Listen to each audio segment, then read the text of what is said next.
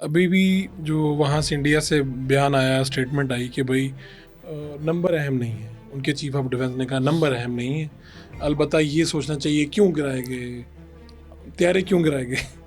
اس کا ویسے کیا جواب دیا جائے؟ ویسے اس کا تو کوئی جواب بنتا ہی نہیں کہ بھائی جنگ ہوگی تو طیارے گرائیں گے نا آپ کے.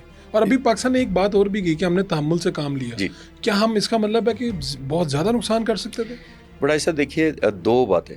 ایک جو آپ کہہ رہے ہیں کہ پاکستان چھوٹا ملک ہے، ہماری اکانومی کمزور ہے، ہم کسی سٹیج پہ خود بائی چوائس جنگ میں نہیں جانا چاہتے. کمپلشن ہوگی تو جائیں گے، کسی حد تک بھی جائیں گے.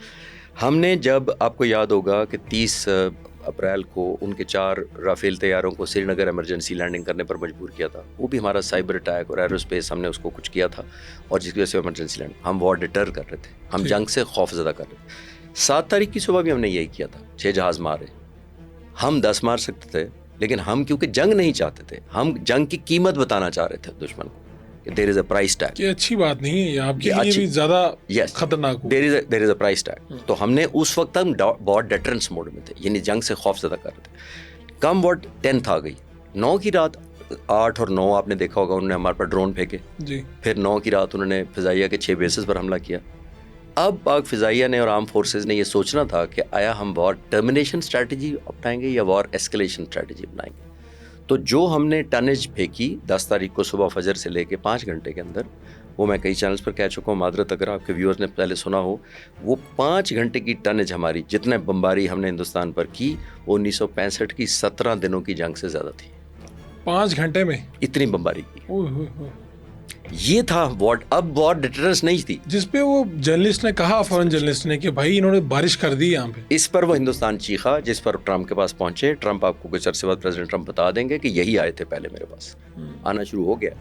یہ جو ہم نے بمباری کی تھی، یہ وار ٹرمینیشن کے لیے کی تھی یا وار ایسکلیشن کے لیے، کہ چوز بٹوین دا ٹو. آ جاؤ بھائی، اب جو کھیلنا ایک طرف ہو جائے، جس طرف کھیلنا، کیونکہ پاکستان پرولونگ وار نہیں کر سکتا ہے 6 مہینے اسی طرح لگا رہے. ہماری اکانومی، ہمارے اور بزنس اور لائف جو ہماری ایٹ سٹیک ہوتی ہے. تو آپ نے نوٹ کیا وہ جنگ ٹرمینیٹ ہو گئی، سیز فائر ہونا پڑا گیا. تو یہ ایک ایئر پاور کی ایک یونیکنیس بھی اس پہ نظر آتی ہے. آپ جیسے بہت سارے نوجوان، جب میں جاتا ہوں چینل پہ یا یونیورسٹی وغیرہ کسی لیکچر تو پوچھتے ہیں کہ یہ ایئر فورس ہی کیوں آگے نظر آ رہی ہے. ایک آپ کا سوال ہو سکتا ہے. ایئر فورس دیکھیے 5 وجہ سے نظر آتی ہے، جو فضائیہ کے نہیں، پوری اینی ایئر پاور دنیا کی جو ہے کہیں، جو کیوں ایئر پاور آتی ہے. ایئر پاور اس لیے آتی ہے کہ ایک اس کے پاس انیشیٹو ہوتا ہے. جتنی جلدی وہ انیشیٹ کرتی ہے اتنی کسی کو وارننگ نہیں دیتی ہے. جب آپ ایک کنٹونمنٹ سے 100 ٹینک لے کر جائیں گے تو خبر ہو جائے گی دشمن کو کہ 100 ٹینک نکل رہے ہیں یہاں سے. ایسا بالکل خبر نہیں ہونے دیتی. دیٹ مینس انیشیٹو اس کا بڑا کوائٹ ہے اور سیکرٹ رکھا جا سکتا ہے. نمبر 2، آپ کے پاس کنسنٹریشن آف فورس ہوتی ہے. فلاں برج کو ناک آؤٹ کرنا ہے، فلاں ایئر بیس کو کرنا ہے، جنرل پر ہماری نہیں، ہم کنسنٹریٹ کر سکتے ہیں اس کو. نمبر 3، ہم دیتے ہیں سرپرائز ٹوٹل. جب جہاز ٹیک آف کرتے تو آپ کو تو نہیں پتا دلی جائے گا، بمبئی جائے گا، کہاں کلکتہ جائے گا، کہیں جائے گا، یا ویسے ہی آپ پاکستان کے اندر ہی رہ کے واپس مڑ جائے گا. تو ہم سرپرائز دیتے ہیں. چوتھا اور موسٹ امپورٹنٹ ہے، ہم شاک افیکٹ دیتے ہیں. ایئر پاور دیتی ہے. جب آپ کے سروں پہ بمباری آواز آتی ہے جہاز کی اور اس سے پہلے بم گرنا شروع ہو جاتے ہیں، تو یہ بہت بڑا شاک ہوتا ہے سائیکولوجیکلی. اور 5واں اور most important factor air power کا ہوتا ہے کہ یہ انوائرمنٹ کریٹ کرتی ہے، فیوریبل یا انفیوریبل.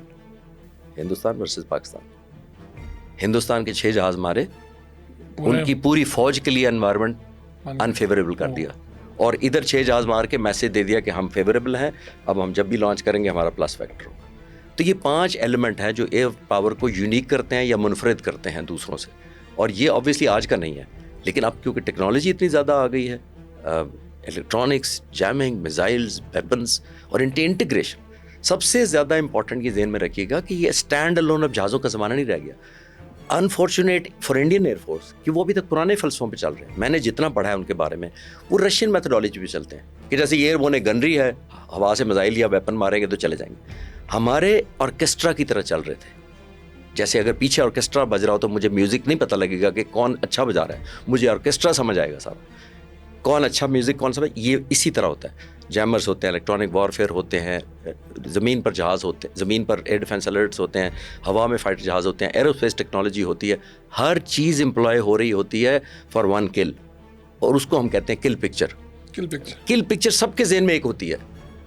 یہ فٹ بال میں ایک کھلاڑی جاتا ہے گول کرتا کرتا کرتا، پیس ٹائم اس کا کوچ سکھاتا ہے کہ یہ شاٹس یہ یوں چلے گی اور آخر میں یہ گول کرے گا.